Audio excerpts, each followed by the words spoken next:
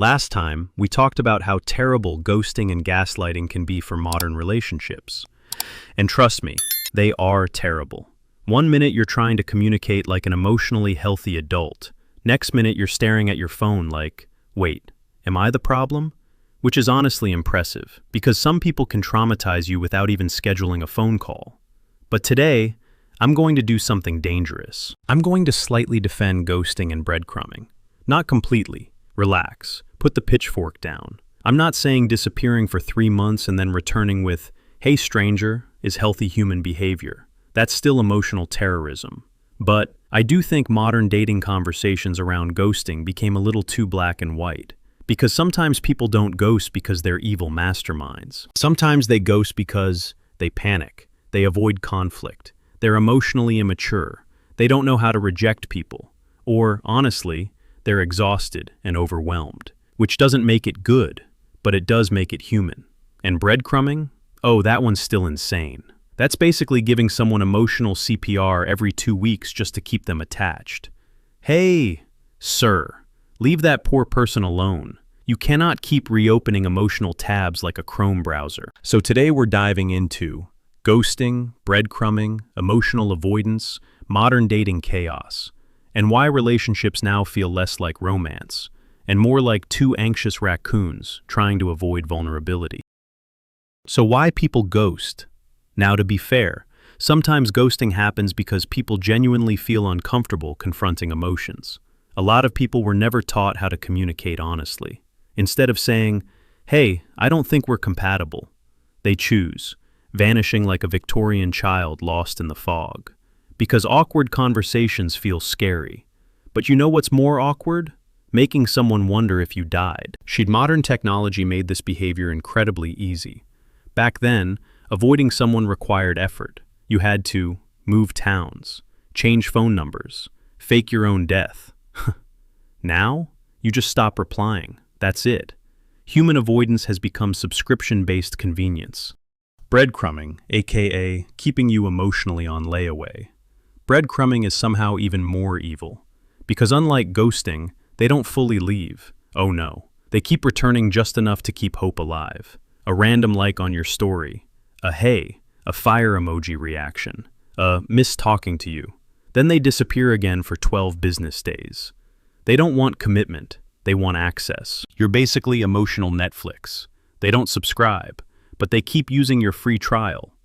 Breadcrumbing is what happens when someone enjoys attention more than connection. They like knowing. You still respond. You still care. You're still available. It's emotional parking validation. And the scary part?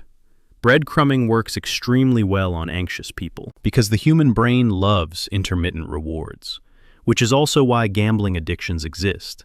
Congratulations, your situationship now operates exactly like a slot machine. The delusion phase. Now here's where things become dangerous, because after enough ghosting and breadcrumbing, people start romanticizing bare minimum behavior. Someone replies within 4 hours, OMG, he cares about me. He used punctuation. The bar is in hell.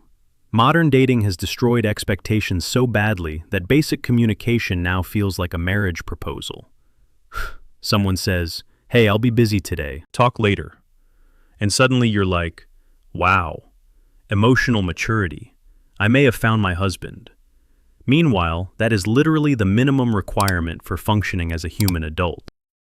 Social media transformed dating into psychological warfare. Now, after being ghosted, you can still watch the person continue existing online. They ignore your message, but somehow still have enough energy to post, "Beach day." Oh, okay, so you are alive. Interesting. Nothing humbles a person faster than getting ignored by someone currently posting Instagram stories in real time. At that point, your self-esteem leaves your body like a Windows shutdown sound. And don't even get me started on orbiting. That's when someone ghosts you, but still watches all your stories, every single one, like a haunted spirit with Wi-Fi access. They don't talk to you. They just silently monitor your existence like a National Geographic cameraman. Why people tolerate this? A lot of people tolerate ghosting and breadcrumbing because loneliness makes inconsistency feel exciting.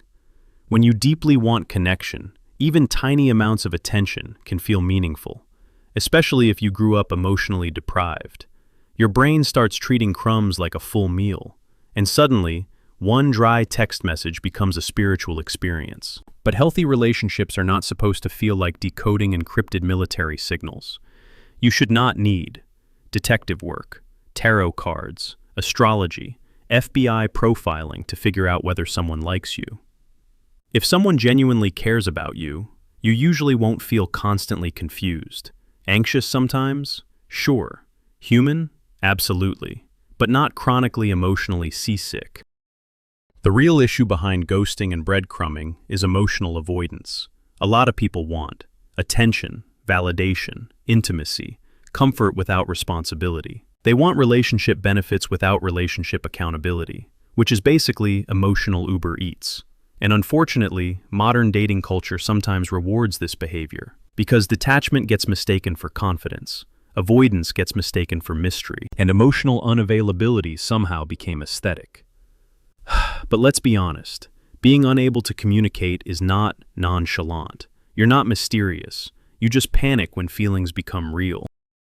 So if someone ghosts you or breadcrumbs you, try not to immediately turn it into a statement about your worth. A lot of the time, it says more about their emotional capacity than your value. And remember, a person who truly wants to be in your life usually does not communicate like a disappearing side quest. Because real connection is actually pretty simple. Consistency, clarity, effort, communication. Not confusion, mixed signals, emotional scavenger hunts.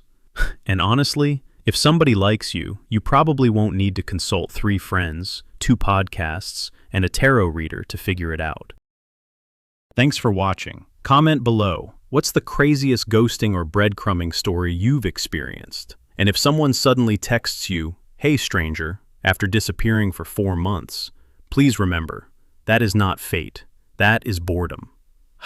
Subscribe for more videos exposing the psychological chaos of modern life. See you in the next one.